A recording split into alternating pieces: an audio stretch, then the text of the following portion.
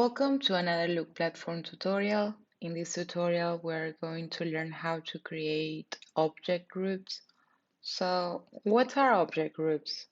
They're basically these tabs that show on the launchpad and that they contain different apps.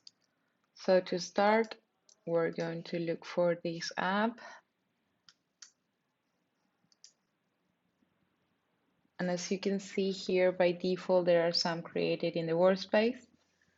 But if you want to create a new one, click on the New button, define a code, a description. Order and tab are mandatory, but just type 1 and 1, it doesn't matter, and click on Save. Now the object group is created. If you want to change the description, click on the pencil icon and change the description.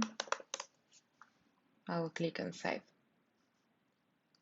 Here on the list, as you can see, the changes are updated, but if I go to the launchpad, I don't see that tab. So that's because there is no app assigned to this object group. To do so, I will go to my user. I will click on Edit Launchpad.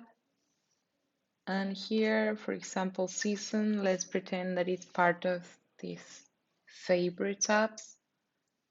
I will assign it to favorites and I will click on Save. I will click on OK here.